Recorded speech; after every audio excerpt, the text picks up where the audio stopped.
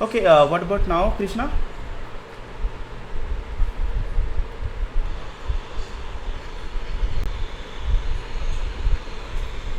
Cool.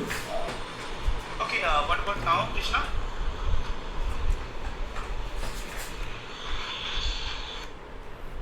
Thanks for confirmation. I think there was some changes in the mic settings somehow.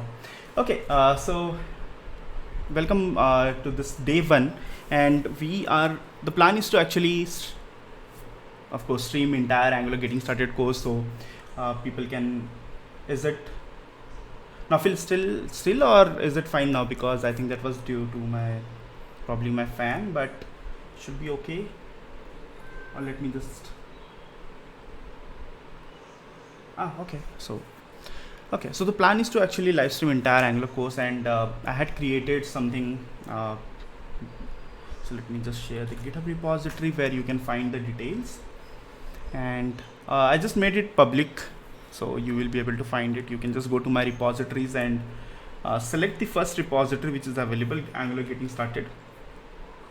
So entire code as well as the contents will be available here, and you can of course go through it whenever you want to. So the plan is, of course, today we'll be talking about how to set up your development environment, because whatever code we are going to write, it will be hands-on mostly. It will be hands-on, and of course little bit theory which will be required. It won't be the entire theory, but yes, uh, you need to be aware of few parts which will be theoretical, but most of the things will be actually hands-on. So we'll be probably building an entire application during this course. So I'll prefer if you can set up your development environment locally. So I'm not going to use Stackbliss or any thing online. So everything will be on my machine. So I'll guide you through installation, what is required, and you can follow through that. Then we will talk about TypeScript. Of course, TypeScript is required if you need to learn about Angular. So we will talk about TypeScript. Then we will be talking about Angular, how you can set up your application. So we'll see how you can actually create empty workspace, a workspace with default app, and then we will walk through the entire workspace architecture. And then we will also talk about a little bit about monorepo, not in more detail, because there is a plan to actually live stream the NX DevTools part as well, which is of course down below. So I'll just walk through walk you through everything, and then we will talk about template syntax, which is really important in case you want to start with Angular. So you have to be aware of how to write your template syntax. So we'll see what is component, then how we can create your first component. We'll talk about binding syntax, so where we will learn about interpolation, property binding, and event binding. Then we will talk about directives, but this will be structural directive, attribute directive. It will be just theory, so we will not be building our own directive here. So just to make sure that we have our expectation already set. And then we'll talk about built-in directive. This is where we will be writing our code, but this will be just theory, and just to inform you what structural directive and attribute directives are.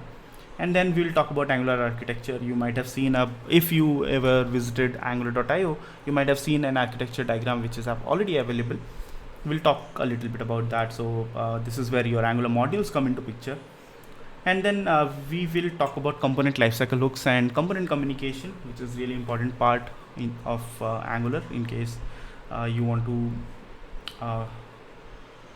go through everything. So we have ng on init, ng on changes. This is where so I have actually combined the component communication part with the related hooks. So for example, whenever we talk about component communication using input or output, actually ng on changes come into picture. So this is how it is going to be. Same, for example, we are going to talk about content projection, so we will be talking about it during after content init.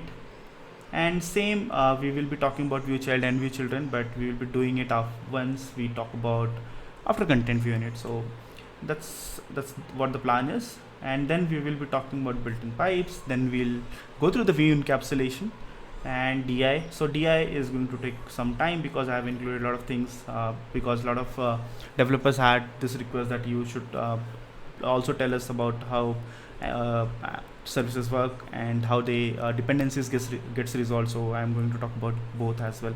So dependency resolution and then resolution modifiers, which is also important part. And then RxJS in Angular. So we'll be talking a little bit about subject, behavior, subject, and few operators in RxJS, because after this we are going to talk about HTTP, right? And HTTP is somewhere, in case you have already used Angular, you might be aware that okay, this is where observables comes into the picture. So we'll talk a little bit about RxJS before we actually move into Angular HTTP. And then here we are going to talk about, of course, how to set up your HTTP client, how you can make multiple requests. We need an API, so probably we'll be using some free API from internet, so JSON placeholder or something related, which we can use. And then some operator, share, replay, handling error, how you can use catch error to actually catch the errors, then centralized error handling using error handler, and also how to add, of course, your headers, HTTP interceptors, and app initializers. Angular forms, we are going to talk about both types of forms, Angular forms, template driven forms and reactive forms. So we will of course build an entire form using, so we will also add validation, how we can do submit, reset. Then we will also see how we can apply custom pipes, and then custom directives, custom validators. So that's for template driven forms. Similarly, for reactive forms, we will be actually talking about how to add controls dynamically, built-in validations which we have, submitting and reset, patch set value, because this is something which is really important to understand. And then value changes, by using which you can actually get all the values, and few operators here again, because there are few examples which we can take of merge map operator basically in RxJS. And then we can finally see how to write your own custom validation. In Angular modules, why we have again Angular modules available here. So it's like what kind of modules you can create, right? So whenever you create an application, you can of course add a number of modules, Angular modules. So we'll be talking about creating Angular modules, and then how you can actually share something inside your app. Angular router, again a big topic to cover. And then we have Angular libraries. Then Angular libraries is something which I wanted to do it as part of this course, but if you go to my YouTube channel, it's already available. So I had live stream 2-part where you can actually see how you can create libraries in NX as well as Angular. So probably I won't be doing it again. And then it also covers how you can actually add secondary entry points to make it tree checkable. And then we can go through Angular CLI, where we will be talking about a lot of things: TSLint migration, running tests, creating builds, and configure builds for multiple environments, then ng update, and deploying an Angular app. One thing which is actually not mentioned here is I'm also going to use some of the UI libraries. Probably I'll be going through Angular Material, so we'll be using controls from Angular Material. So I'll talk about ng add, which is available, ng add schematics, and a little bit about Angular Material as well. And this is not going to be just Angular getting started course. So of course Angular getting started is little bit part, but let's see how much we can cover probably. So just for example, a lot of people suggested RxJS should be another course. So let's see, we will proceed and see how it goes. So for today we are okay. I also have to put this. Let's go ahead and do this. So in case you want to actually go ahead and start this repository, you can go ahead and do that, and code will be also available here. So let's get started then.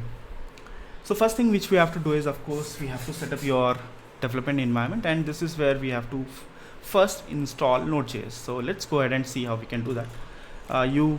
I'm not sure which OS you are using, but based on your OS, this nodejs.org page will actually suggest you the recommended exe or whatever executables as per your OS. So right now it is telling me okay, it's 14.16.1 LTS which is available. So if you go to nodejs.org, there will be always 2 versions which will be available, as we can see now. One is latest stable and one is current. So current is something which is being worked upon, and it's not released yet. I mean, it's like next version in case actually you think you want to try it out, so next version. So probably most of the time just go with the latest version, because Angular does not support everything which is I mean all the versions, right? So right now I think they do support Node.js 14, and 15 support still not there. So there is let me just go ahead and do that here. So I can go to just let's see, start. So Lars actually created one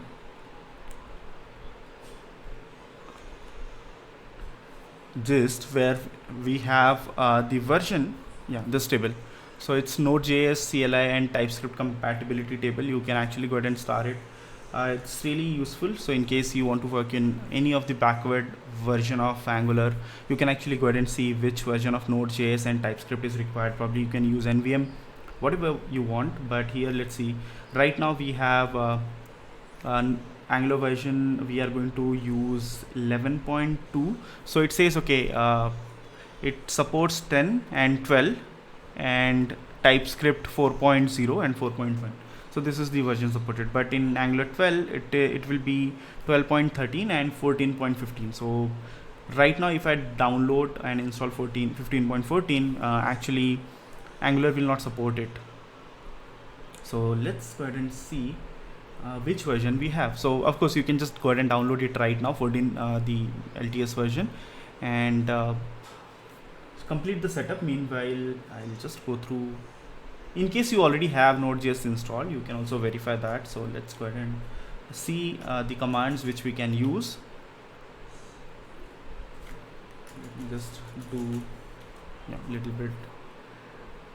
You can actually run node-v, which will tell you, okay, right now I have version 14.15.5 which is available.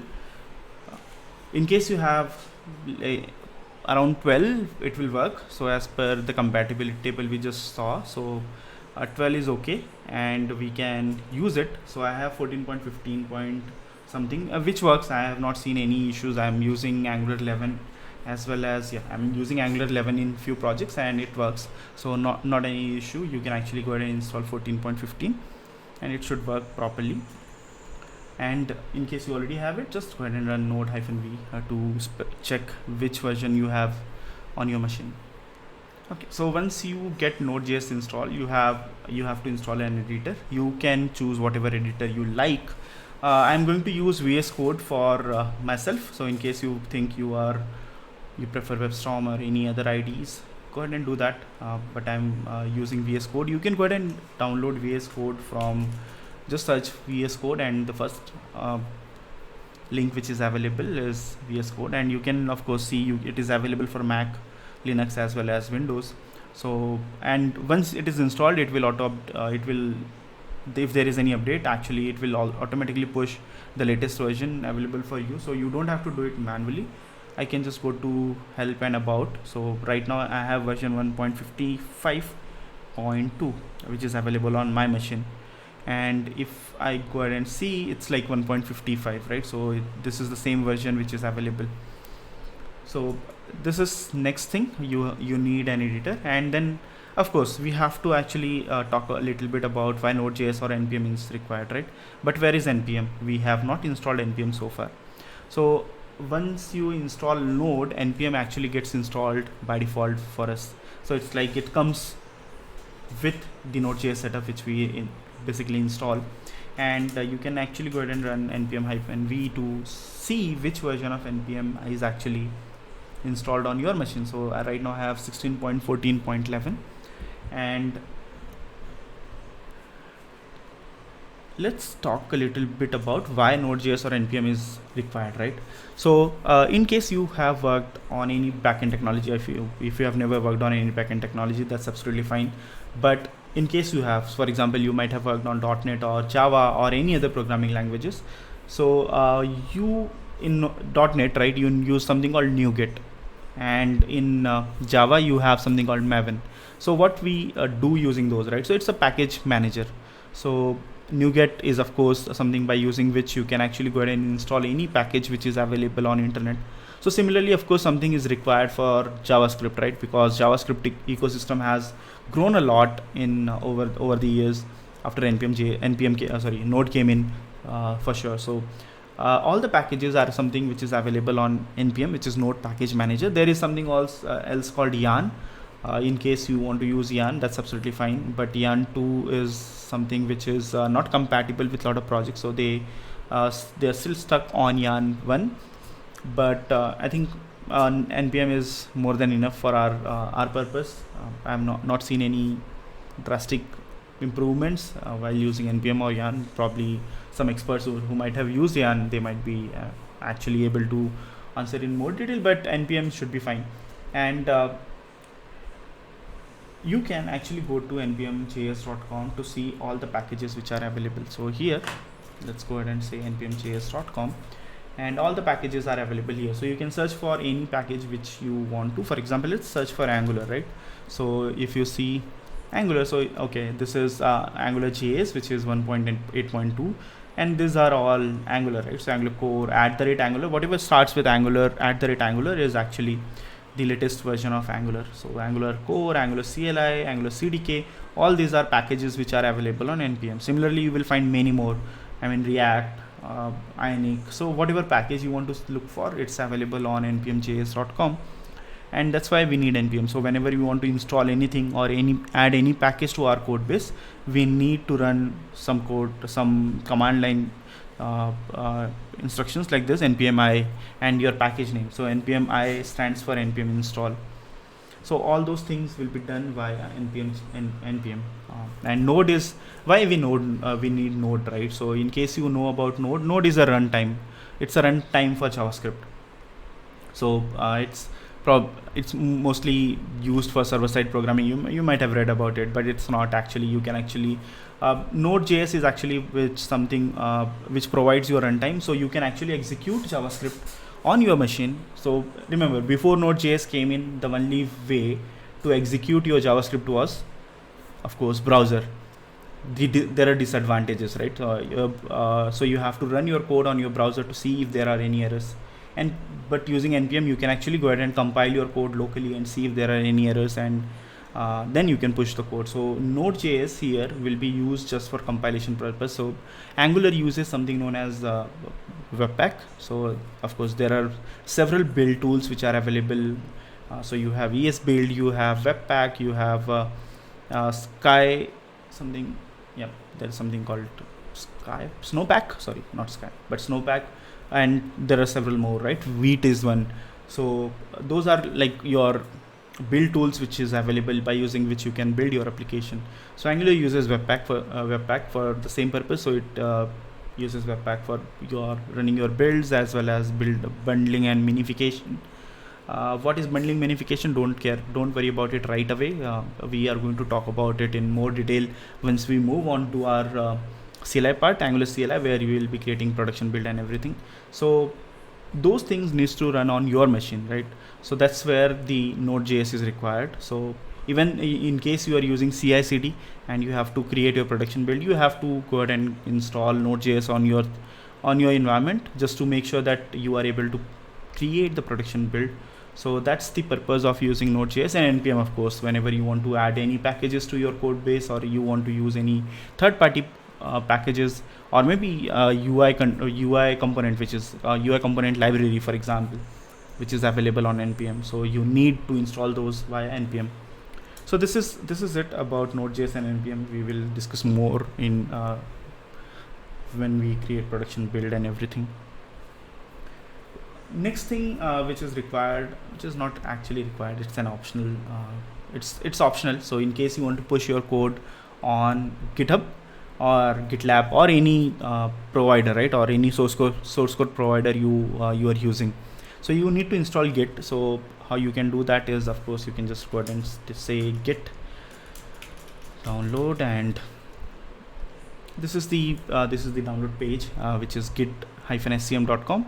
and right now it's 2.31.1, which is available right now. I think I had updated it a few weeks ago, so I'll not update it again. So this is needed before you can actually push your code on any of the source code provider. So go ahead and install Git as well in case you want to push your code. In case you are you are not looking to push your code on GitHub right now, it's okay, you can skip this. And in case you want to use GitHub, of course you have to have an account. So go ahead and create your account on github.com in case you still don't have your account. So you can push your code, and in case you get any issues in future, we can actually see your code online, just to make sure that okay, whatever errors you are getting is actually available, and I can see that code before I can suggest some solution, right? So okay, these are the things which you need to install on your machine. And let's move on. What next, right? So we have to install TypeScript, or we have to learn about TypeScript as well. So of course, let's go ahead and do this. And in case you have any questions, feel free to post it in chat. I mean, I'll expect, or in case you have any questions related to the topic we discussed, that will be great. So just keep that in mind in case you have questions. If there is anything which is coming in future, you can actually ask in future.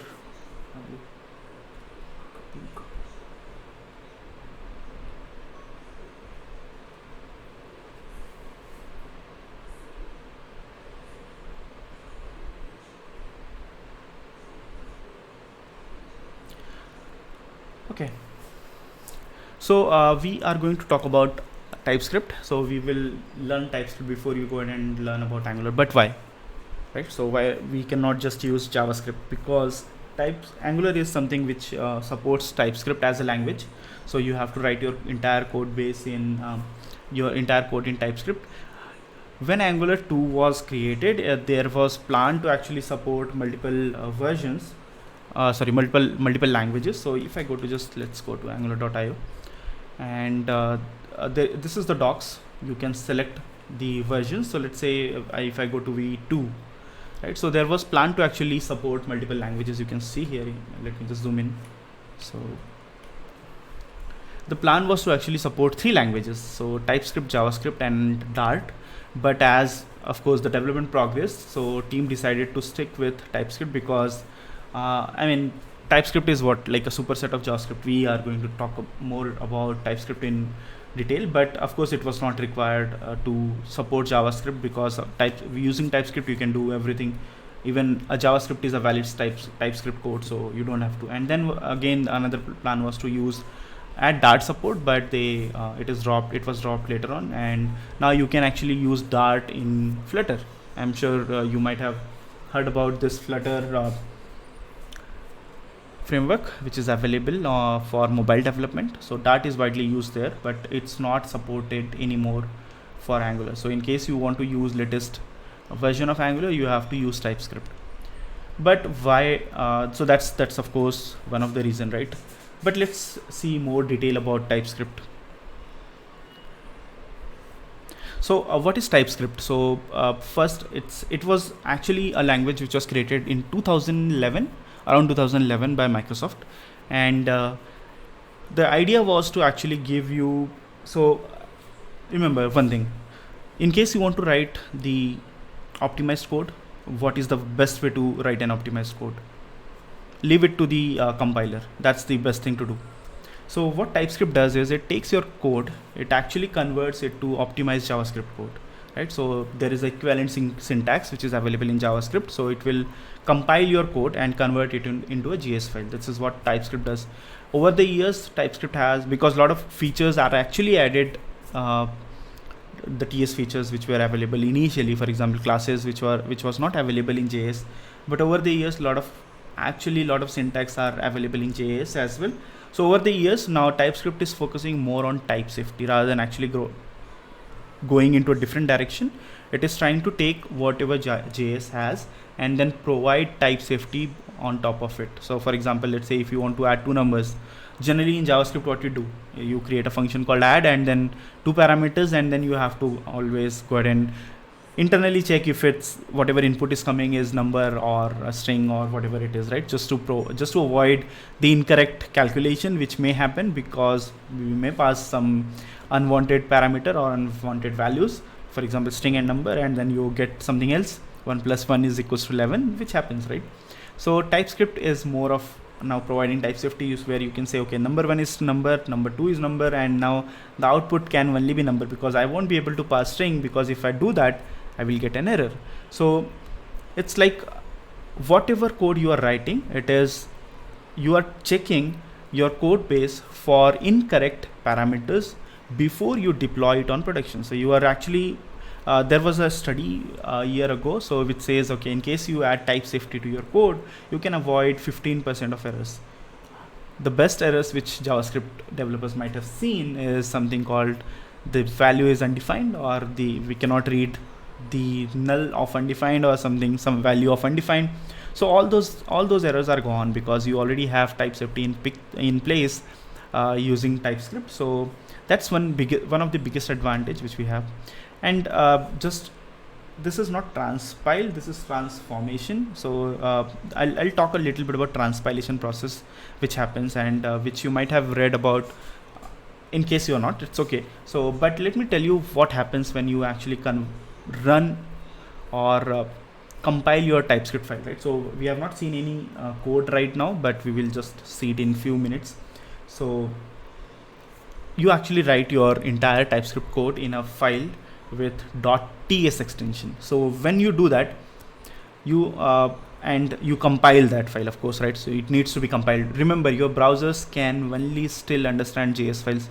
Deno is there, so Deno is something where you can just go ahead and write your TS file, and it will be Deno will take care of everything internally. But here, in case you are using npm or Node.js, so what you have to do is, in Node.js you have to actually write a TS file, then you have to compile it, and then you get a JS file. So actually this compilation process which happens is actually a two-step process which basically happens. So this two-step process is something called as transpilation. So it actually transforms your JS file to JS file, and it also compiles your code. The best thing about this compilation process is you can define that which version of JavaScript you want. Do you want a ES5 file which will be like big in bundle size, but it can run on i11, i9, and all the latest browsers as well, because it's still supported? Or you just want to target the latest browser, for example ES 2015. So you can define, okay, during my compilation process, it's just take ES15 as a version, and then compile my file using ES 2015, which will be supported on latest browser. So this is something which you can do using a TypeScript. Again, another reason, of course, Angular loves TypeScript, React loves TypeScript, Vue.js loves TypeScript. So Vue.js 3 is actually written in TypeScript, and now a lot of React developers are actually moving and have started using TypeScript. Angular, one good thing about Angular is the tools which they chose, right? I mean, they started writing Angular in 2014, 2015, and the first version was launched in 2016, but they were way ahead of their time because they used TypeScript. Now you might have seen last year's Stack Overflow survey. I mean, one of the fastest growing language was TypeScript, and a lot of React developer have started moving on TypeScript. Again, another reason is, of course, TypeScript supports TSX syntax, so that's also an added advantage for you in case you learn TypeScript. So what we are going to learn about, so this is something which, let's go back to this. So we are going to talk about the different TypeScript data types which we have. So number, string, boolean. This should be small actually, so n small as small, but okay. So we are going to talk about arrays, any, tuple, enum, unknown, and then function, classes, interface, union and intersection types, which is important, then generic and literal types, ES modules, which is of course important to understand now. Even your Node.js supports ES module. Earlier we used to use require, now you can just go ahead and use import export. And we will talk a little bit about TypeScript configuration file. So let's go ahead and get started. Again, I am going to use my local machine to run my TypeScript code, But in case you don't want to do any installation right away, you can just go ahead and use TypeScript Playground. So you can go to typescriptlang.org, and then you have something known as Playground here. You can actually write your entire code here in Playground itself, and you can compile it, and you can choose your version. So of course the another advantage is you can choose beta as well. So 4.2.3 is the latest version which is available. You can run your code from here. You can see your TS configuration. So this is all the configurations which are available. You can select and choose, and yeah, that's it. What's new is, of course, so right now you have 4.2, and you can see okay what new TS features are there. So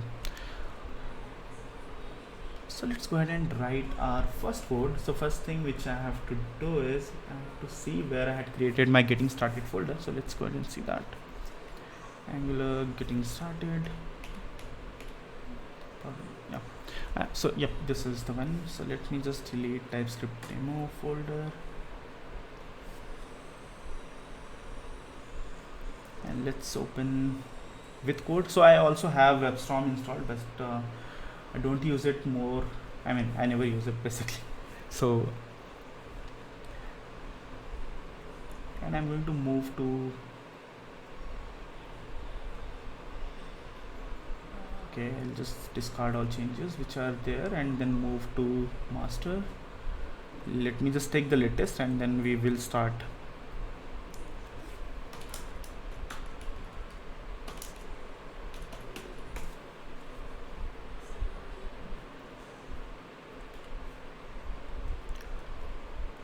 Let's create a new branch here. So I'll say okay, this is feature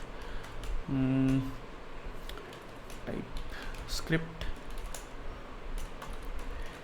getting started. Okay, so this is TypeScript getting started, and now I can create a new folder. So what I'm going to do is we'll create a new folder where we will keep all the code related to TypeScript, and then the purpose of having this repository is single place where I can go ahead and add my Angular code in future, and then you have single place where you can find everything. So let's go ahead and see this TypeScript.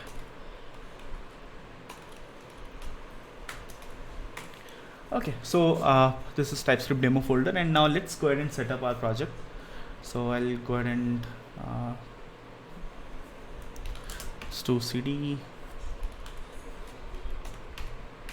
TypeScript demo. So first thing which I need is I need a package.json file, because I don't want to use global version of TypeScript, because of course there is a difference, right? So Angular can use another version. Again, you can refer to the gist from last. So I'm going to use the latest version. Probably if I can use some new feature and show you that will be great. So let's go ahead and create the package.json file first. This is where we are going to use npm init. So npm init is a command by using which you can generate your package.json file. So first thing is you need to provide a package name, which I will say okay, it's okay, TypeScript demo version 1.0. This is all our defaults. So I'll just go ahead and create it, and I'll say yes. And now you will find there is a package.json file available. Okay, so first task created. Okay, first task done. You have a package.json file. Now I need TypeScript. So I can just go ahead and say okay, go ahead and install npm. Make sure you are running these commands from the folder where you have package.json. So if I try to run this command from outside the folder, it will not find package.json file, so it may fail. So it's npm install TypeScript. This is the package name which is available, and let's run it. So npm TypeScript, and you will find that it will be added into dependencies section. So you have okay, this is your node modules folder where all the files required to run TypeScript is installed, and right now we got 4.2.4, which is dependencies, right? So I said it will be part of dependencies right now, and now I can go ahead and use TypeScript compiler within this project. So you will be able to see bin.bin folder where all executables will be. So here tsc, this is our compiler, by using which we can actually run or compile our ts file to js file. Okay, so let's go back to TypeScript demo folder, and let's start with first data type. So let's go ahead and see that.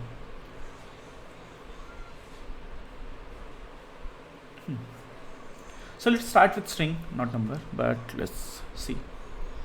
And then we will also see the difference which we have, right? So let me just zoom in a little bit. Probably this is too small. Okay, I think it's too big. This is fine. Okay, so here I'll create a file and I'll name this as data types.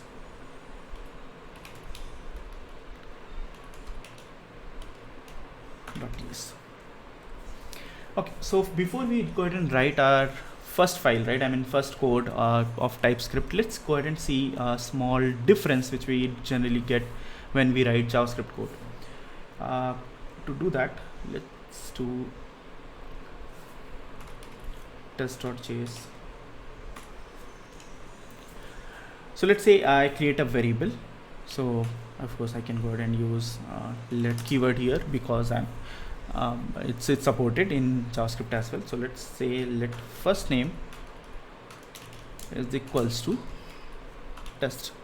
So I created a new variable called fname is equals to test, and now fname holds the value of test. Now let's go ahead and say fname is equals to 10, right? Fname is equals to true. Fname is equals to array, right? So this is something which is perfectly fine with JavaScript. So what we can do is we can create one variable and then I can just assign any value to it, whichever I like, and it will work, right? So it means there is no type safety which is available in JavaScript. Of course it wasn't available for a longer period of time. This is what TypeScript is, this is the gap which TypeScript is going to fill now for us. So whenever we create a variable, so let's go ahead and do that here. So I'll just remove, comment this out, and let's create the same variable here.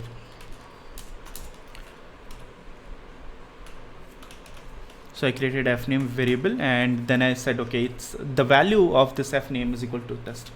And then let's try to do this. And something happened. So there is a red squiggly here and it says type number is not assignable to type string. So strange, right? So we are not saying anything to fname variable. Still it says, okay, it's a string value and I'm not able to actually assign a number value to a string value. This is what TypeScript does. TypeScript adds type safety to your variables whenever you define something, or there are two ways, right? So right now what I have done is I have created a variable with a default value. So the test is default value, and then it is able to actually this term is called inference. So here actually fname is able to infer the data type from its value. This is something, this is a strong point of TypeScript, because you generally, in case you know the value, default value, you don't have to go ahead and provide that what kind of variable it will be. So in case you know the default value, your TypeScript will make sure, okay, it infers the value, or infers the data type from the value itself. So if I create, okay, let's not talk about numbers right now, but you can also do this in 2 steps as well. So you can actually say fname is which is type of string, and then you can say fname is equals to your value. This is also a valid syntax. So in case you know the value, you can just go ahead and say fname is equals to string. Otherwise, in case you are not aware of what will be the value of fname, you can just decorate using colon, and then you can give a data type called string. So now your TypeScript knows, okay, this variable can be only string, it cannot accept any other value. Right, so if I try to assign any other value, you will get the error inside your editor itself. So you don't have to even run your code and see if it is going to fail. It will just throw the error on inside your editor, and you can just go ahead and change it. This is where Angular really shines, because whenever you make some changes in your code, and if there is something related to wrong data type, you don't have to go ahead and run your code to see if there is any error. You can just go ahead and see it inside the editor itself. Even the errors related to your templates will be also shown inside your editor. You don't have to go ahead and run your code again to check if there is any error or if there is anything missing in your code. You can just see that inside error. It boosts, boosts up your productivity. So let's see what else, right? So we created a variable, we assigned a default value, but what else? So let's try to use some of the methods or functions which are available on string. So let's do fname dot. So you can see all these values which are available, which actually VS Code is suggesting us right now, is something which you can only use on string. It's not all the methods which are available. Let's go ahead and do that in JavaScript.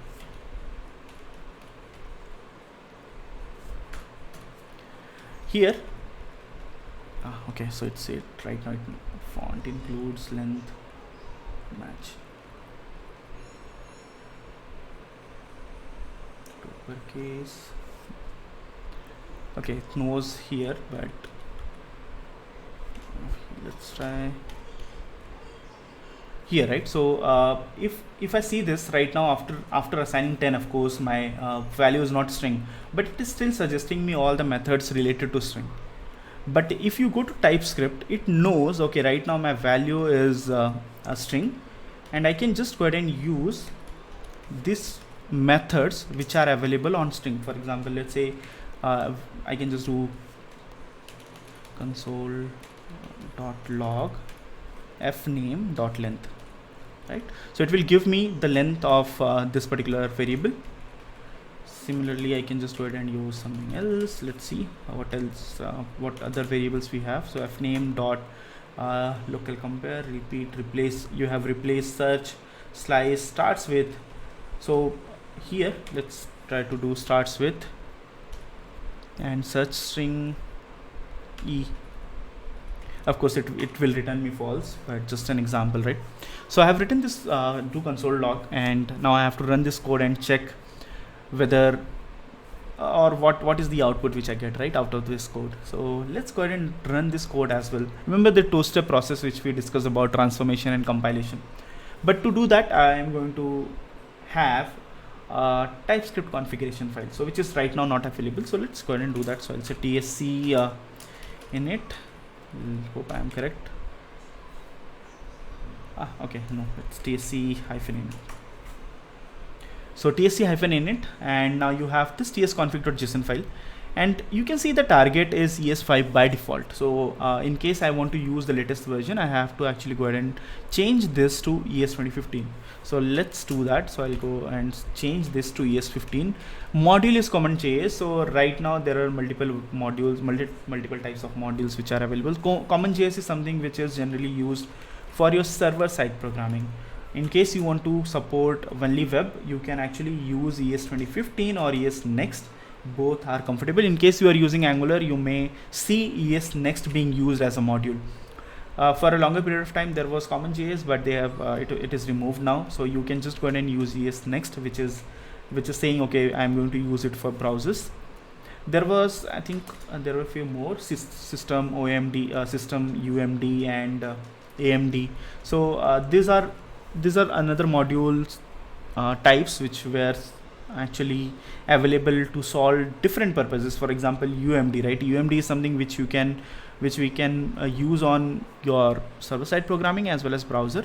System.js was even used. So it was when Angular 2 came in, Angular used System.js. So that was another module type. Right now we can just use ES Next, and it's absolutely fine.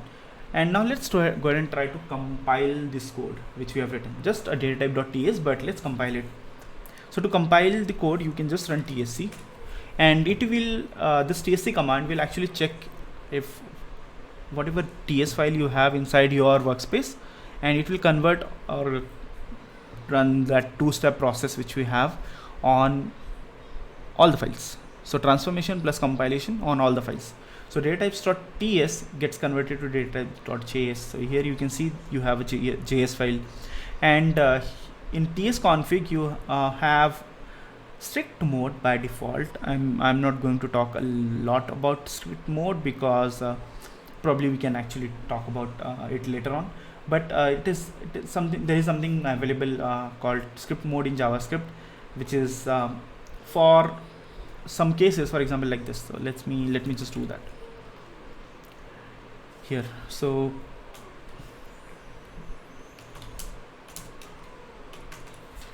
this code is a valid JavaScript code and it will work without any issue. But generally we should not do this. We should always go ahead and create a variable and then assign a value. So to avoid these cases, what you can do is you can actually run your JavaScript in strict mode, so you don't get any issues like this where you have a variable being used before it is declared. So to avoid such cases, of course there is there are a lot of more use cases probably for strict mode, but this is one of them to avoid any issues like this where you don't have variable used before it is declared. So tsconfig uses strict mode while actually compiling your code by default. So it's now datatypes.js and you can see use strict here. If I go ahead and use this code, let's see what happens. So I'm using use strict mode here, and let's do console.log, and let's try to run this code. So how you can run this code? I'm going to use Node, of course. So I can say Node and test.js. So you can see there is an error. It says age is not defined. Why it is not working right now? Because of this use strict mode. If I remove this use strict, let's go ahead and see that, and let's run the same code, and it works. It works without any issue. So this is what strict mode does to your code base. And similarly here, so I can just go ahead and see datatypes.js. So I can run or compile this datatypes.js. I can just say okay, node datatypes. You can just do node datatypes because of course it is going to run your JS code. So you can see 4 and false, right? So you can see okay, the length is 0, 1, 2, 3, so total 4. And then fname, does it starts with e? The answer is no, so it is false. So these are few methods which of course you can combine with use on string data type basically. And here I can do fname. There are a few more, right? So I can just do concat, fixed, font color, font size, includes. So I can say okay, if I want to search for a specific character inside my string, right? So I can say okay, does it contain e? So let's go ahead and see. This should return true. So all these methods are like most of the methods, for example includes is something which was not available I think with ES5, and now it is available on ES 2015. So make sure you are using the correct version of JavaScript as well in your tsconfig, otherwise you may get some warning. Browsers do support all the latest functions of ES6, so there won't be any issues, but older browsers may actually throw it as an exception. So in case you are trying to run your code, the latest code compiled with ES 2015, and you are trying to use i11 or i9, which doesn't support everything from ES 2015 or ES6, expect it to fail. So okay, let's add one more thing actually, because I'm going to check in this code. I will add .git ignore, and in git ignore I'm going to say just go ahead and remove / node underscore modules, so we don't check in by mistake. So okay, so I'm just ignoring all the folders inside my workspace with name as node modules. So you can see it is not counted as a change. Okay, so datatype.ts, and we learned a little bit about strings. Okay, now let's move on to our next data type, which is number. So let's remove this code.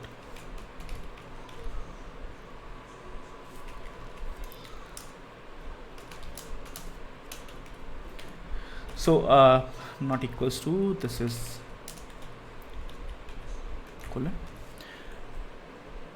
here. So you can also create a variable with data type number. So you have to use colon number, and then your variable is of type number. Age, you can say okay, you can assign any numeric value. So now you have age equals to 10, And here if I try to again assign something which is not number, right? So let's try to assign a string. So you will see, okay, it throws an exception that because of course this is not a valid number, and you are safe. Similarly, if you see all the functions, you can see you have the functions which can be used on number. So that's what is available here. So you have to string to precision. These are the data types, right? So you can, but you can also use something like this. So for example, as I said, every valid JavaScript is a TypeScript code, right? So remember in JavaScript we used to, in case you have used JavaScript, if you have not used, that's absolutely fine. But let's say if you want to convert a string value to a number, that's something which we used to do using like something like this. So I can say let result is equals to, you can use parse int. This is JavaScript function. I'm not doing anything extra, or I'm not using even TypeScript here. So you can actually go ahead and use something like parse int to with your string value, and if it can compile, it will return you a number. If it cannot compile, of course it will throw an exception. So here I'm saying, okay, just go ahead and parse this whatever string value is as a string, and of course it is going to fail because I have a string value right now.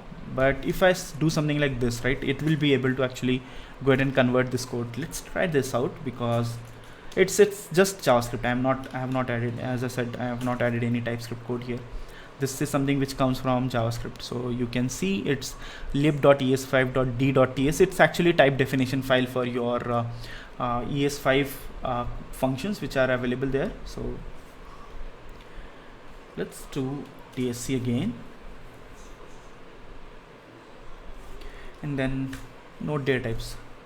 So you can see it works, right? So I get an value as 10 because it was able to parse this 10 to a number. But if what in case it was a string? Let's try that out.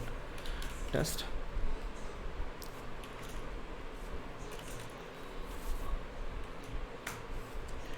And it says NaN. Sorry, it will not throw an exception, but it will say NaN. It's not a number, right?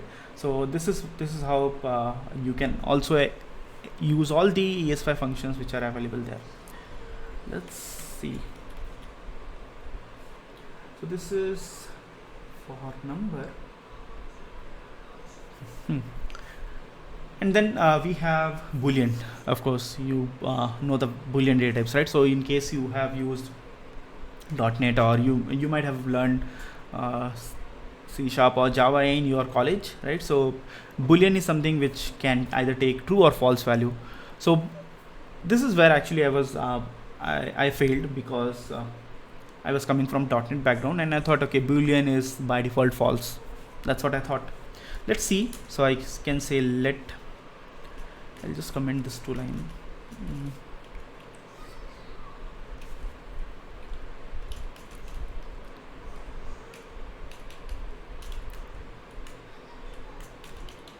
Let's say I create a variable called is_hidden, and then I say this is Boolean.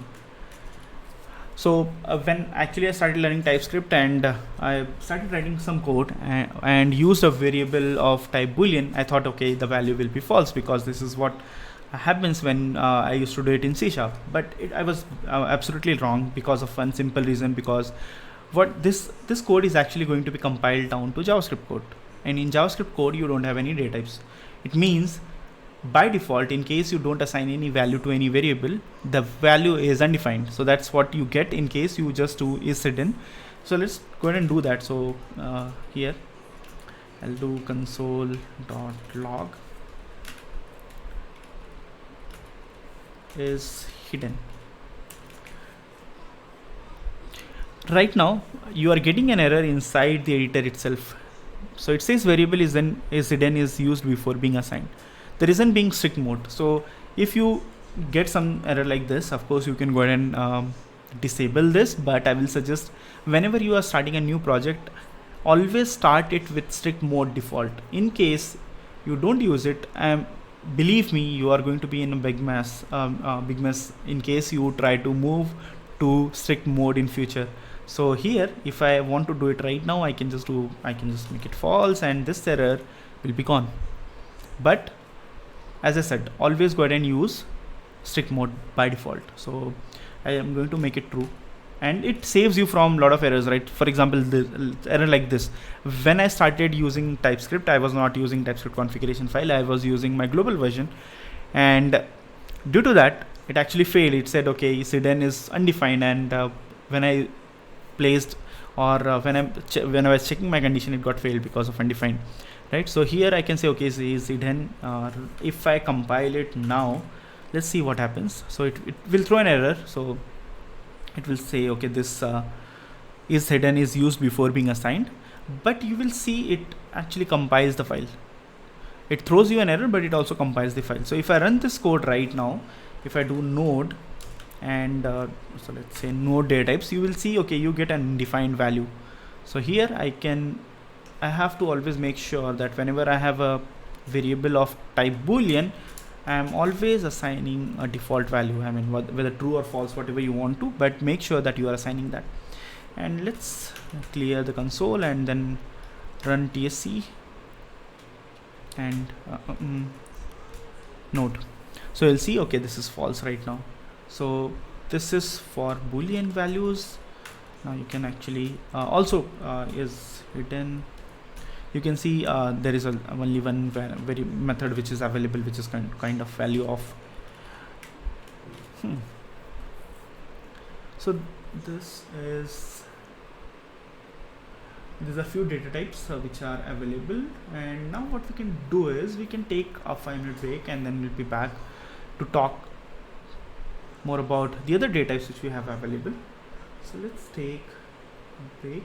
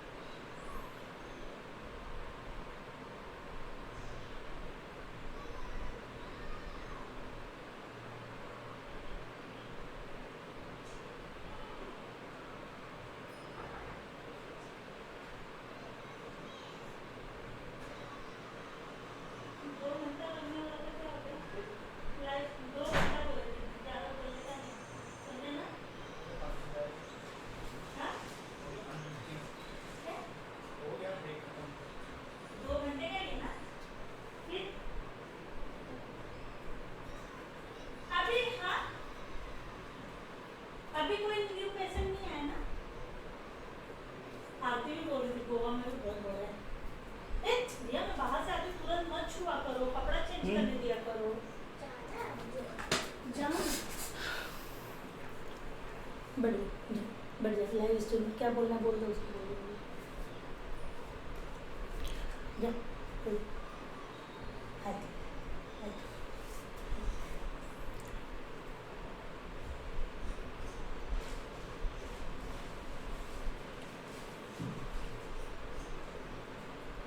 Okay, let's start. So here, so right, we discussed about Boolean. Now let's go ahead and talk a little bit about the other data types which we have. And the first one we will be talking about is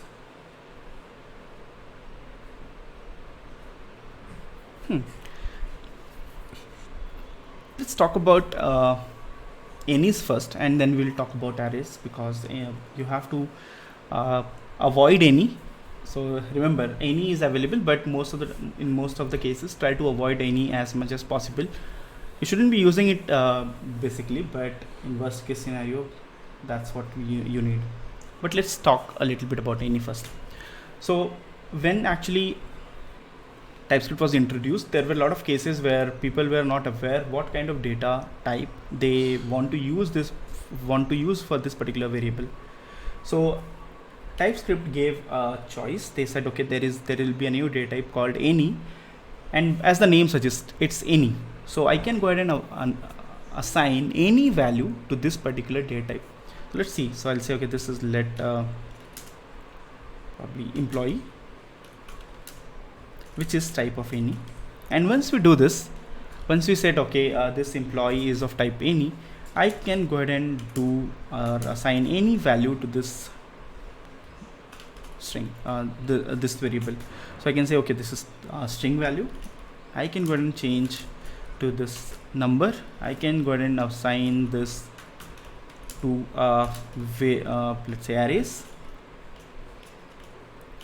So I can actually assign any value. So remember, this gives you same complex this gives you same functionality which we get in JavaScript, right? So if I go ahead and create a variable in JavaScript, I can go ahead and assign any value to it.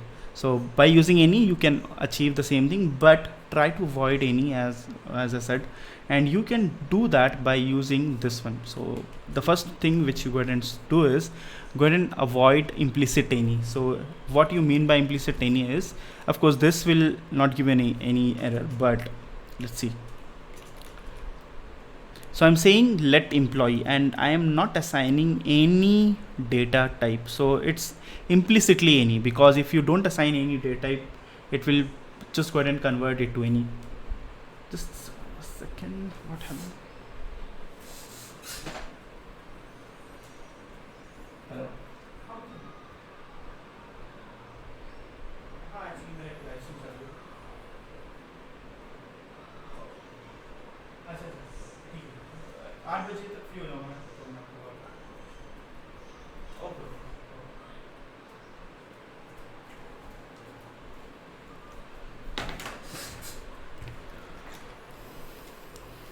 Okay, so here what we are saying is we have just declared a variable and we have not assigned any data type. So by default, actually TypeScript will just take it as any. So it's like implicitly we are saying this variable will be any. So let's try to run this code by using TSC. Okay, there is no error.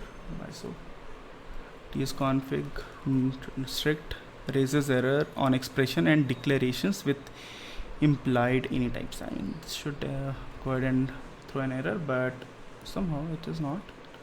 Let's try with any.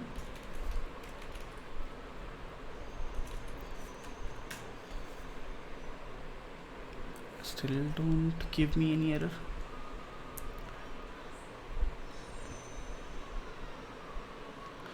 Expression and declarations with an implied any types. And strict mode is true as well. This should actually throw as an exception while we are compiling the file, but it is not somehow. But remember, so you should try avoid using any, and especially not do something like this, because this is you may think, okay, this is something which I am doing intentionally, but you remember, it actually TypeScript is going to take it as any data type. So don't do this, and try to avoid any in most of the cases, right? So the another disadvantage is it's you don't know what operation you are going to perform, right? So it will just give you all the functions. Right now it is available on string, so try to avoid any. That's and from do it from the day one. In case you are doing a POC, it's absolutely fine to enable the strict disable the strict mode and to use any. But in case you are working on a live project and you are setting up a live project, first thing which you do is try to try to avoid any in all the cases. Yeah, I mean that's strange.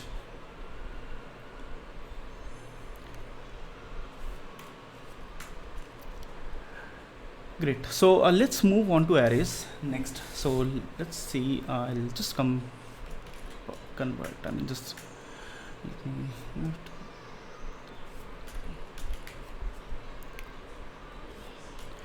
So in JavaScript, of course, you can go ahead and use arrays, and most of the time in real applications also, what you need is you need to work on arrays. So generally in JavaScript, you say, okay, let employee is equals to array.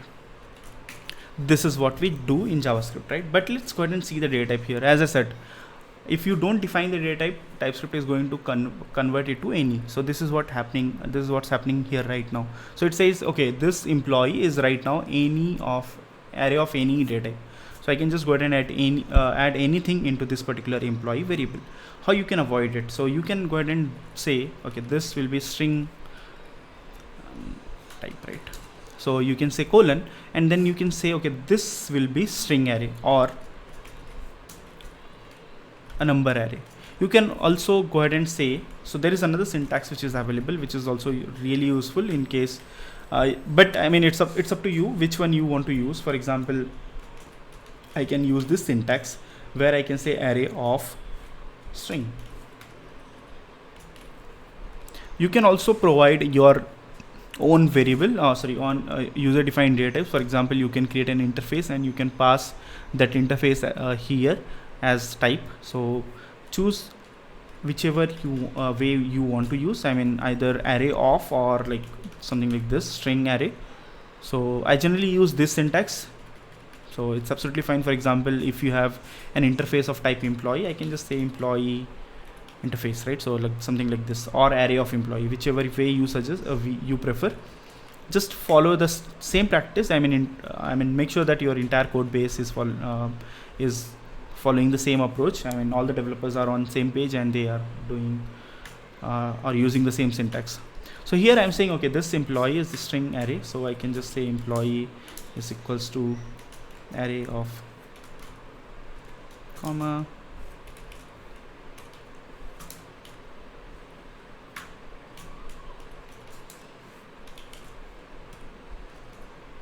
okay. So these are few entries into this employee array. And what we are going to see right now is we will talk a little bit about the functions which we can use on arrays. So remember, with ES6 now you have lot of functions which you can directly use on arrays. For example, I have seen a lot of developers still writing for each.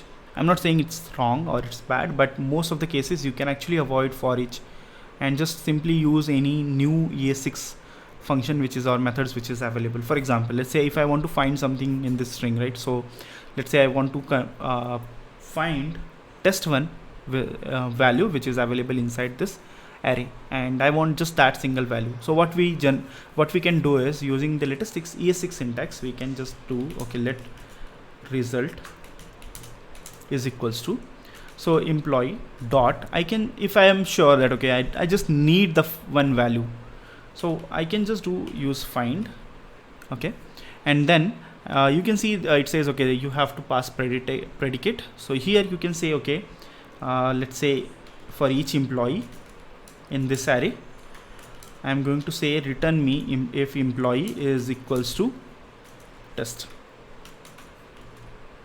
And let's see the output, right? So it says, okay, it can be either string or undefined, because I'm saying find a value where in case, I mean, any value which matches to test value. So either it can find something or it cannot find something. So it will be either string or undefined. So if this is what I mean, if I say inference, right? So we discussed about inference here.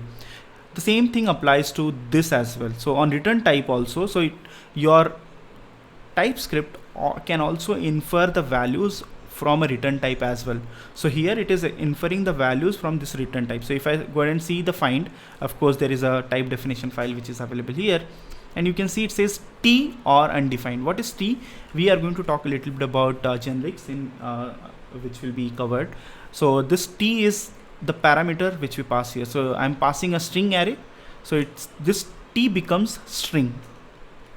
So let's go ahead and I don't want to modify that file, but let's go ahead and see the result. So I'll say okay, I'll say emp because result is somewhere used above and it will throw an exception in case I try to run this code. So I'll say okay, console.log emp, and let's do clear and run tsc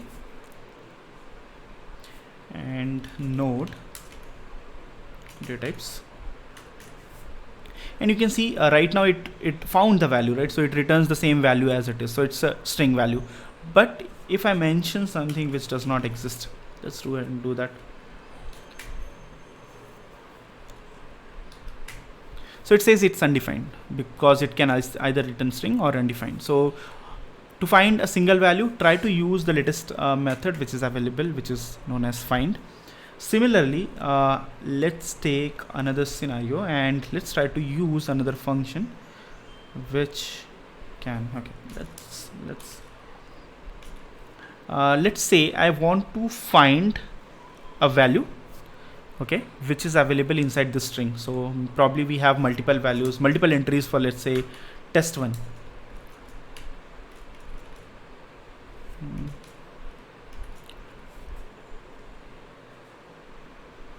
Something is missing. Okay.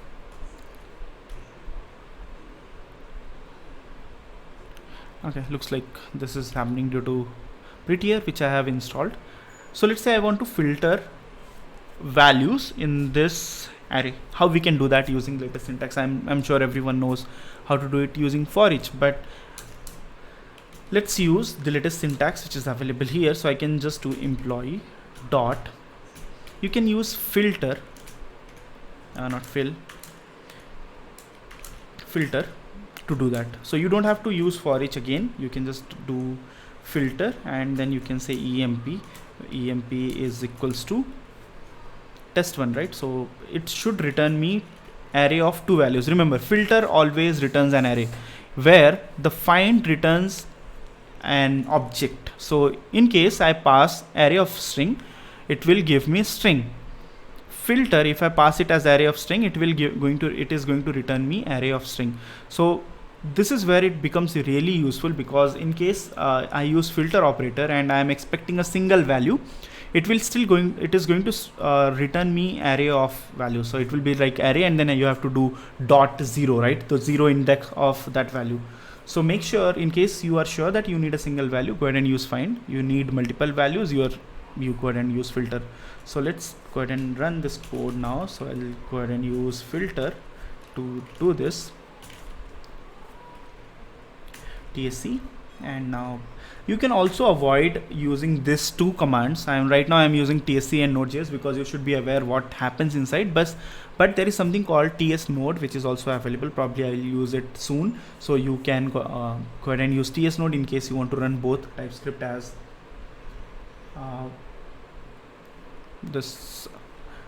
sorry, if you are going to use is it to compile your ts file. In case, okay, so Krishna, you are getting error, property find does not exist. Go ahead and check your ts config. It might be ts5, because this find method is not available on ES5. That might be an error, might be an issue. Great. So you have now find, filter. There are a few more. So let's talk about. I want to look through array, and then I want to find that, okay, if this particular text is available in this particular array. So let's try to do something like this. Let's see here, right? For example, test is available in all the values. So let's talk about, like, let's test emp is equals to employee dot, and then I can just use filter, or let's see,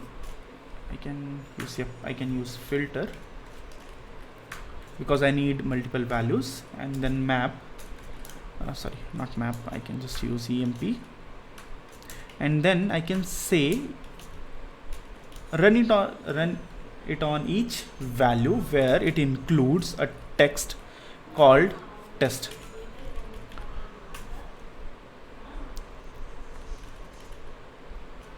Right, so let's where it can be useful. So for example, let's say you are creating a drop down and then you want to give an autocomplete option. So in autocomplete option, what you can do is, while running the search, right, on your entire array of values, you can just run this filter method, use filter method, and then run inside this, use includes method, and pass whatever value you are getting in your search text box. So it will return all the values where it contains test, right? Let's check this out. Let's try this out, what the values we get. Here I am also going to introduce you something. I'm sure if you have never used JavaScript, I think this is something you can also try. So you can use console.table in case you have arrays. You can go ahead and use console.table to show your values in a table, in a tabular format. This is something you can of course use in Node.js as well as in your browser in case you want to. So let's try to run TSC. Yes, to provide ES next or use ES 2015. And what about the I think target ES 2015. Just try this, target ES 2015. If you still get an error, probably change this module to ES next. And clear, and now I'm going to run node. So you can see I'm getting those values as a tabular format, right? So this is what you can do using console.table. So you have 4 values because of course every value matches to this, right? So every value includes this keyword. So this is something which you can achieve using filter. For next example, let's take an array values of array of number. So I can say let numbers, which is type of number array, and here I will add some values to this. So I'll say, okay, this is numbers equals to 2, 4, 6, 8.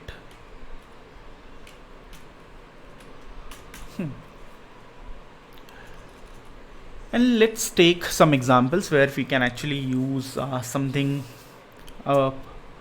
more operators from arrays. So let's take first example. So what I want to do is I have these numbers, and now I want to multiply 2 with every number which is available inside this array. Okay, so here let's do let number output is equals to, now if I want to add multiply 2 with every number which is available in array, how we can do that? Of course I cannot use find, I cannot use filter. I can use for loop, yes, I can use for each the standard way. What in case I don't want to use for each as well? So let's use something known as map. So in using map operator, what you can do is you can actually loop through each and every value, and then you can return a new value. So here I'll say, okay, map num, and then I'll be doing return. So it's num into 2. Let's see the output. So it says it will be number of array. So what it does, it will modify each and every value and return a new array. Remember this, it is going to return us a new array. So anything within numbers array is not going to change. So I'll just use console.table again, and then use number output. Let's run ups, sorry.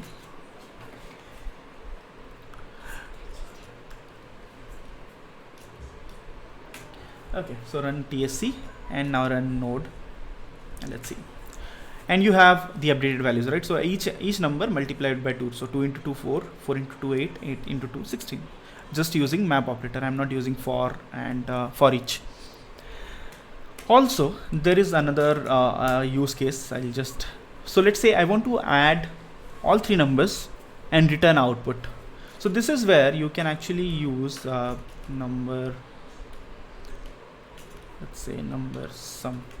I'm going to use another operator which is really useful for such cases. Let's say you have an array and you want to add, you want to do some operations on numerical values. So I'll say reduce. Okay, I'll say okay, reduce a comma b and then a plus b. I'll talk a little bit about what AB is here, but let's write the code right now and then see the output. So the output is number. What happened here? So reduce is something which will run this entire run this operation for entire array until unless you have just a single value. So right now I am doing it on number. So I'm saying run this loop for first, right? So it will start from 2 and 4. So it will take 2 and 4. It will return how much? 2 plus 4, 6. And then A becomes 6 and then B becomes 8. And then it says 6 plus 8, which is 14. So let's see the output.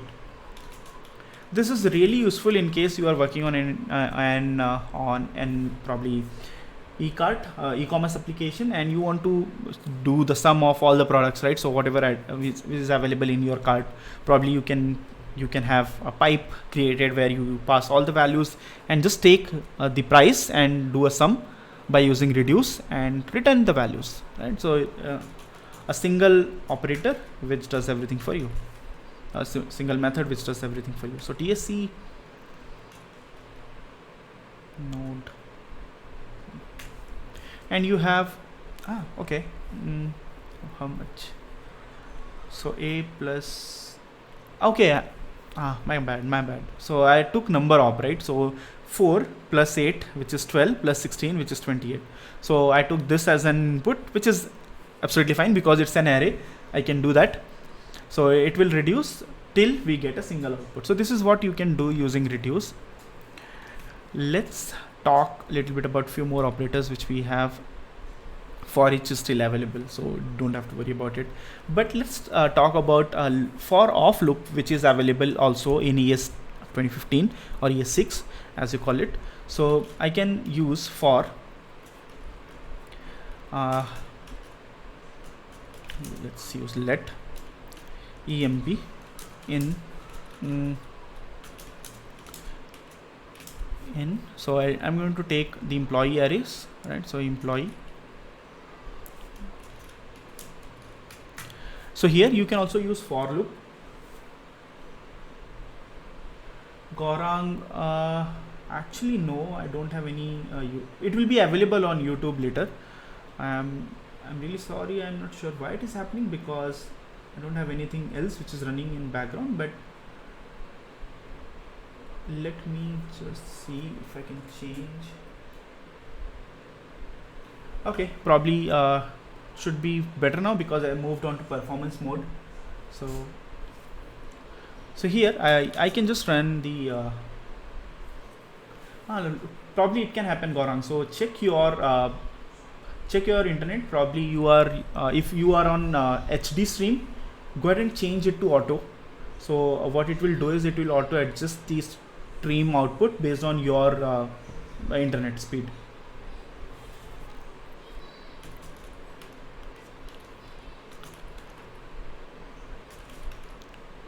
So you can also use for off loop, not in. By using for off, it is lot similar to what for each is. So it will run on each and every value, and you can actually perform some operation. For example, let's say you have to pass each value to a function, and you do some operation. This is where you can actually go ahead and use for off loop. It returns the value as it is. So here, if I do console.log, not console.log, but I have to run this application TSC, and then you do node data type. So you can see it runs for each value available inside your array. So for off loop, for in loop is also available. So for off is actually something which returns you value. for in, which is something which returns you index, and in is deprecated. So if you go to the Mozilla Docs MDN, you will find that in is already deprecated. I think it should throw us an exception here as well, but just to let you know, so in is deprecated. You can use for of loop. This is something which is really important to understand inside Angular as well, because we are going to use a for of loop in our for of directive inside Angular. So you'll come to know about that when we talk about it. But remember, for of loop is available. You can actually also use for of loop just to avoid, in case you don't want to for each. For of loop is also performant, so it's not like it's slow. So but go ahead and choose the best function in use cases for your use cases. For example, if you know there are a number of arrays, and you want to actually do sum or something on the numbers, you want to multiply or take the sum out of it, you can actually go ahead and use reduce. If you want to actually take a new array out of the existing array but do some operation within the array, so map, find, filter, there are those operators which are available as well. So I think this is more than enough for the day, but let's see if I can just use anything else. Numbers,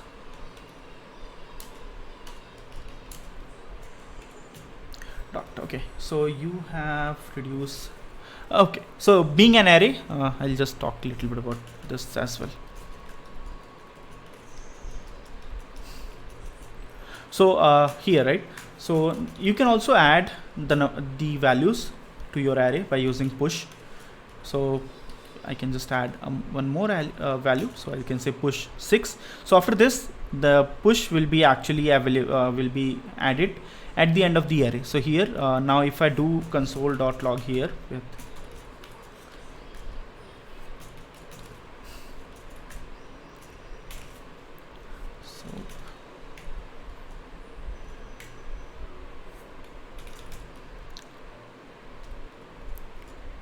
node data types, right?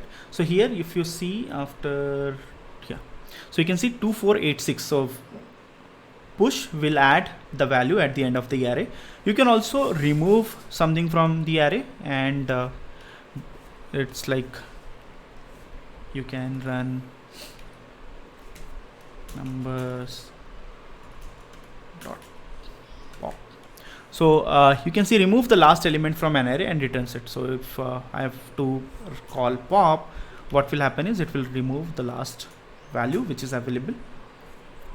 Generally we don't use pop that much, unless of course you are trying to solve any data structure issues or something closer to your data structure solutions. But generally we don't use pop. I have not used that much, but I'm not sure about your use case. But here it says okay, it can remove the last value, and it also returns the value. So if you see the return type of pop, it says it's number or undefined. So in case number something exists, it will return the number itself. In case your array is empty, it will just return undefined. So push and pop is really useful.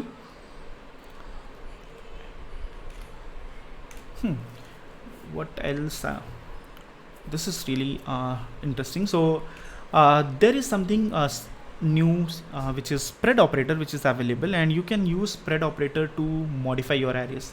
So let's see how we can do that. So generally what we do is we use push method whenever I want to add any value to this array, right? So and especially in cases, for example, let's say if I want to push this value but at the start of array, how you will be able to do it?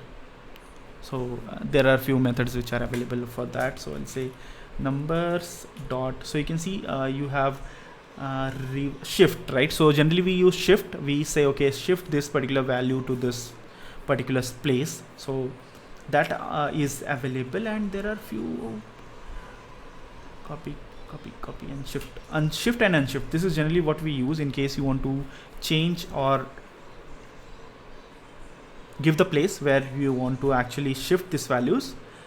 But by using the spread operator, let's see the example of spread operator here. So what I want to do is I want to create add some values to the array. So I'll say, okay, this not let, but we already have the array available, right? So I can say numbers is equals to, I can use three dots, say numbers, and then I can just add any value I want to, or I think I can also do this. So I can say numbers is equals to 6 comma 3 dot numbers. So let's see the output in each case. Console.log numbers,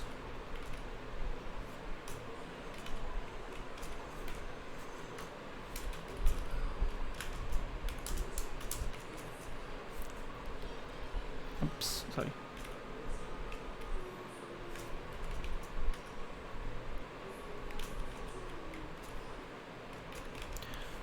And let's clear it, and now let's run TSC, and then we'll run node data types. So you can see in first example, right? So I use spread operator. So I'm actually taking all the values from the existing numbers array which is available and then adding 6. Here I am doing exactly opposite. So I'm saying add 6 first in this array and then go ahead and take everything else from the array. So here this numbers already of course contains 6 and the rest of values are added at the end of the array. So this is what you can actually achieve using this spread operator.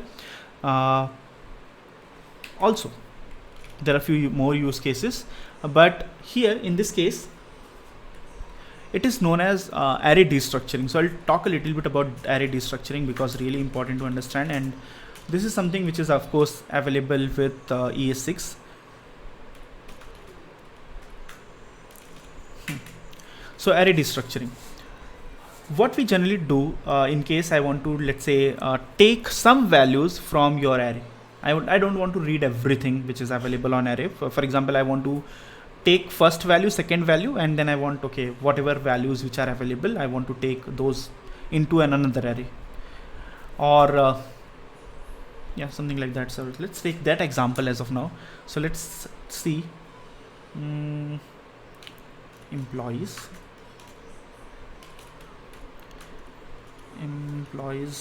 is this used? Let's see. Thank God.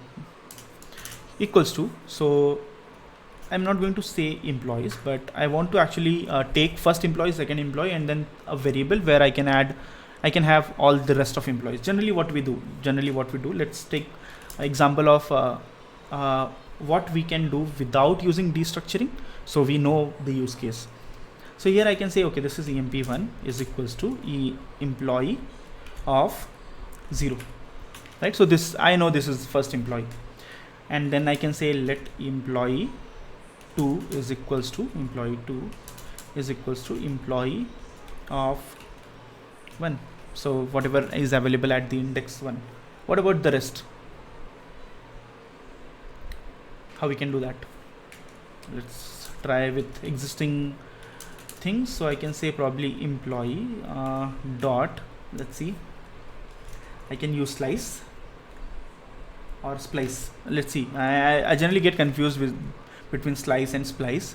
So returns a copy of a section of an array. Okay, and what splice does?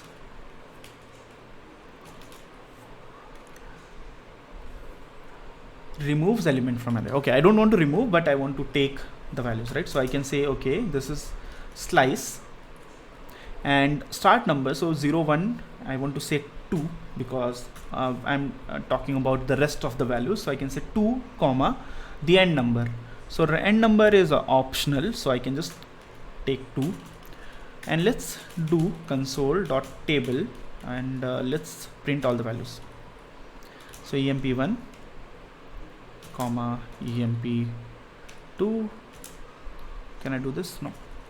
Okay.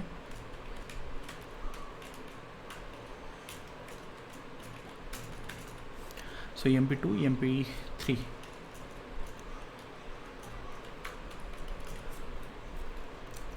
The reason I'm covering most of the array methods is this is really useful in case you work on a real-time application, and unfortunately not a lot of developers are aware of it.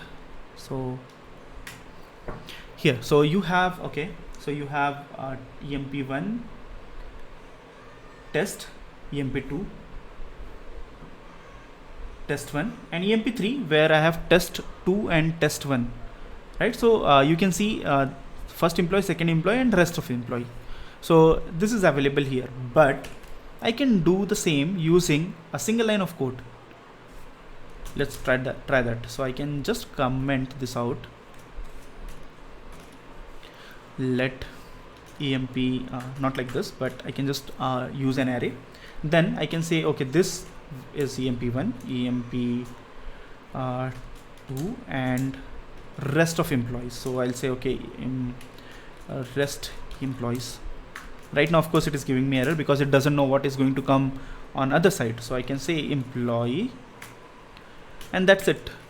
So this 3 lines of code which I wrote just right now is actually written in a single line. Now let's go ahead and do console.log and console.table. It's emp1, emp2, and rest employees. So here I can again clear tsc and no data type. So you can see the same output received with a single line of code rather than writing 3 lines of code. So in case you want to actually read some index of any array, just rely on this. Just use array destructuring and then you are done. Don't use this anymore.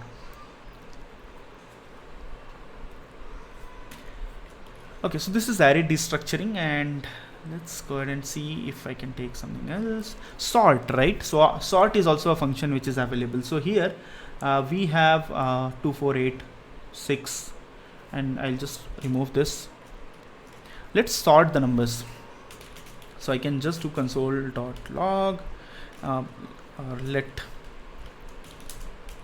So if I have to sort the numbers, I can just, or sort a string as well, I can just use sort method which is already available. So you can say numbers dot sort, and that's it. So you don't have to, I think there is a compare function which you can pass, but probably this should be enough for us right now. Let's do console.log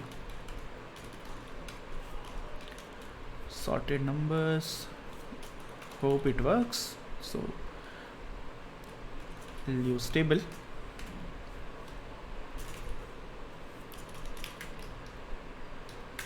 TC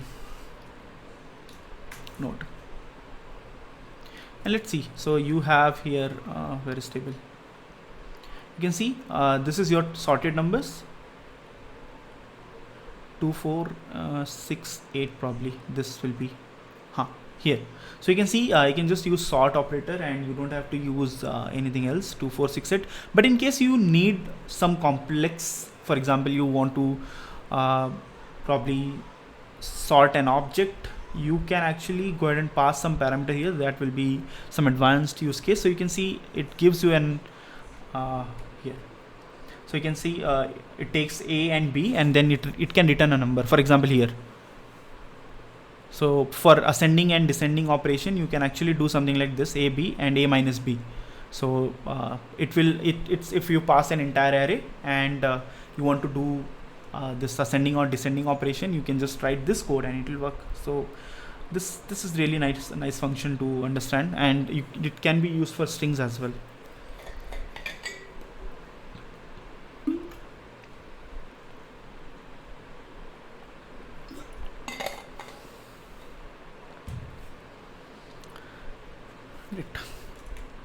What else? So let's see if I have anything else. So we also saw splice. We can remove some values using splice. We can see that actually. Before I can do splice, let's take one example with string here, right? So employees. So let's say I have an array of string and I want to convert this array of string into a single comma separated values. How we can do that?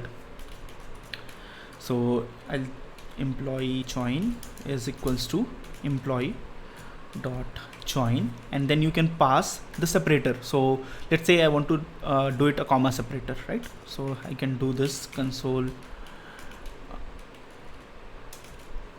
dot table, and then you can say employee join, and it will give you a single string. So you can also see the output. It says, okay, right now it will be string because we are of course we are working on a string array, and all the values will be comma separated. So let's go ahead and see that. TSC and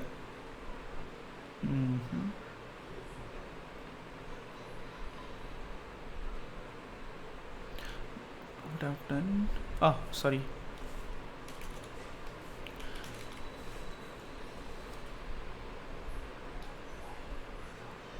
actually I did table, so it was giving me table format, but I think console.log is what we need. So here we have this values, right? So test1, test1, test2, test1.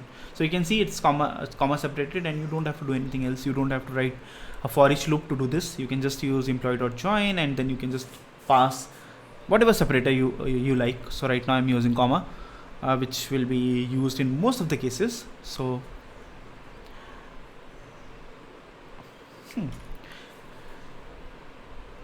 okay, great. So I think these are more than enough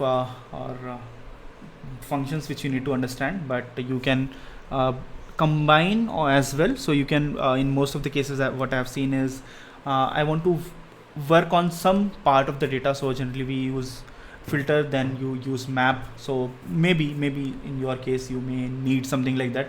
So go ahead and do that as well, because it's possible. So I can do map, and then I can just chain multiple operators. Yes, that's possible. So you can run map, and then you can do filter. For example, I want to multiply 2 to each values. Okay, and then I want to see if I want to just filter out the values which is greater than 4. Just a use case, right? So I'll say, okay, this is number which is where the number is greater than 4. So now it will return the arrays of all the values where the number is greater than 4. So anyways, we have all the numbers greater than 4. So let's go ahead and see numbers. No, I think we already had, but if we multiply by 2, everything is so 4 will be removed. So 4 should be removed. So let's see. Clear TSC. So let's go ahead and see number op, and here 2486, and then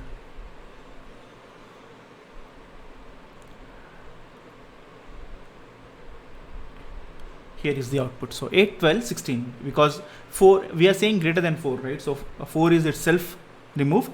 So we get 3 numbers, 8, 12 and 16, and then the next number sum, it takes 3 values. So 12 plus 8 is 20 plus 16, which is 36. So of course you can go ahead and do that. So don't think that you have to always use a single operator. Sometimes it becomes very difficult to understand that we need to chain multiple operator. This is where I will suggest first try to use one operator at a time, then see if you can actually go ahead and chain multiple operator. Yes, you can. So that's what we saw, right? So you can, after filter also, you can go ahead and do this, right?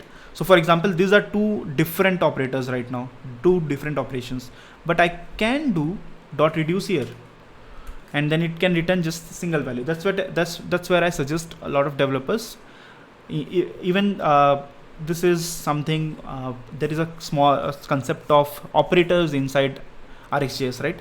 So this is also I suggest developers to do. Go ahead and write each operator first, then see what operators you can combine. So here also, right? So we wrote reduce here.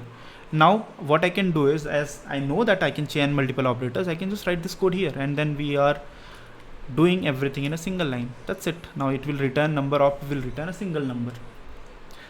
But try small. I mean, don't try to complicate things, because once we once we start complicating things, we get stuck. So don't do that.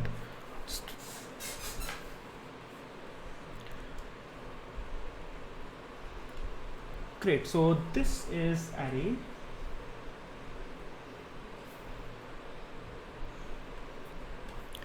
Then we saw any, we already did that. Let's see for last example for day. So we will take enum and probably if possible tuple, right?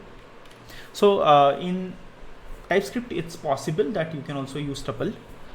Sorry, not tuple. Tuple of course it's available, but we are going to talk about enums. So you can also use enum in your TypeScript. So you can say, for example, the standard example, right? So color. So because this is something which you see, this example which you see in most of the programming languages. So I'll say, okay, there are three colors: red, green, blue. So why enums are used? So in case you have some function and you want to restrict the user inputs, this is where you can go ahead and use enums. So here, let's say if I want to create a new color, what I can do is I have to choose from any of the existing colors. So I can say, okay, it can be, there are three options which are available for you: blue, green and red. Something we can actually use for, let's say, in case you have some configurations for your applications, let's say themes, right? So probably this variable can also contain your themes, dark green, dark or light, or somewhere between dark and light. So you can also provide those as themes and then let your developers choose that, okay, this is the theme which they want to apply. So this is possible using enum, but let's see something more. Let's run TSC and let's see the output of enum.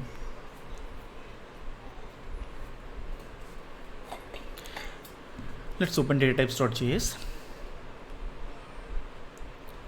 You can see the number of lines of codes.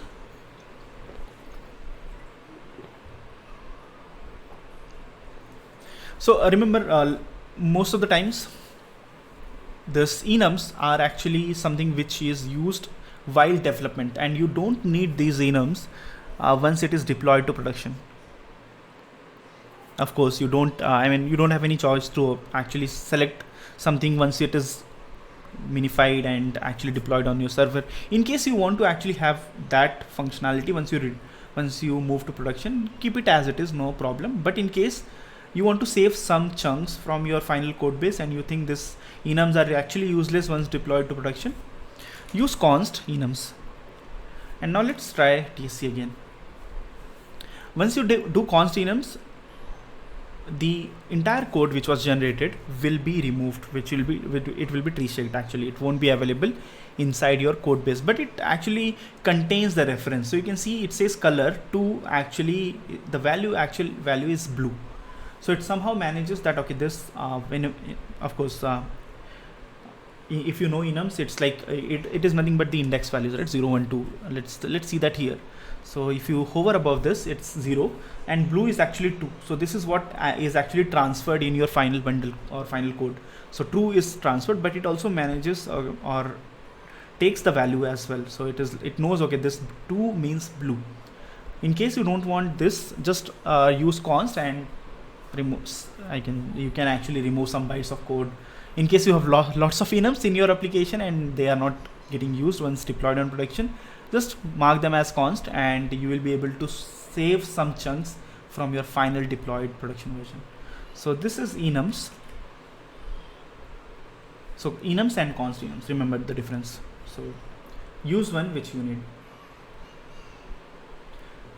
So next topic is tuple. So I'll take one example of tuple before we move on to before we call end for the day. So here, tuples is something which is of course available in most of the programming languages. It was first introduced in, I'm not sure, but I think it was Python. It is also available in C# because I have used it a lot. So in C#, so just to give you an idea why we used to have tuples in C# was your functions can return single value before tuples came into existence. By using tuples, what you can do is your functions can return multiple values. For example, an employee array and department array. So we have an API which returns both. I don't have to write two calls. I can just have a single method. By using tuple, I can take both the outputs from that particular tuple, from that particular method. So here I'll just show you an example. So here I can say, okay, num num1 comma num2 is equals to, so let's see, I will write a small swap function using the tuple to swap two numbers. Okay, so in case you are not aware of function syntax, just ignore it right now. We are going to talk about functions probably tomorrow. So I'll say swap num1 comma which is type of number, num2 which is type of number. So I'm just writing a function, and then I'll return num2 comma num1, and then I can do swap here and say 10 comma 20. So I'm writing a single line of code to actually swap two variables using tuple. Let's do console.log and see.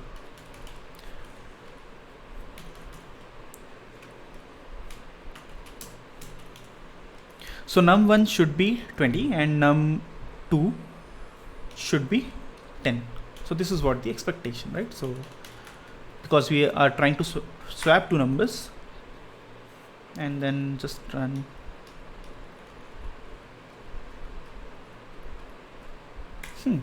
And you can see we just swapped two variables using a single line of code thanks to tuple.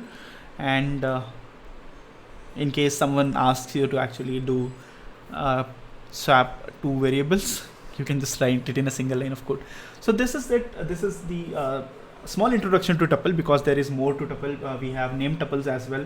So probably we'll talk a little bit about name tuple tomorrow, but just to give an idea. So this is it for the day. So in case you liked it, and you can actually ask your friends to join as well. This will be available on my YouTube channel. So in case you want to figure it, so here santoshyadav.dev, you can just go to santoshyadav.dev and you can find more about me. So you can find my YouTube channel, you can find about of course Twitch link is already there, you can find my Twitter handle, LinkedIn profile, everything is available here. Feel free to actually, if you want to talk about it, and if you want to share this with some other people, that will be really appreciated. So prefer tagging me so I can see that this session will be streamed every day. Not every day, Krishna, it will be weekend 6 to 8 p.m. and depends. I mean, if I'm available, probably I have kept this time as a free slot right as of now, but in case I get some talks or something like that, I may postpone or keep on based on the availability, but most of the time it will be 6 to 8.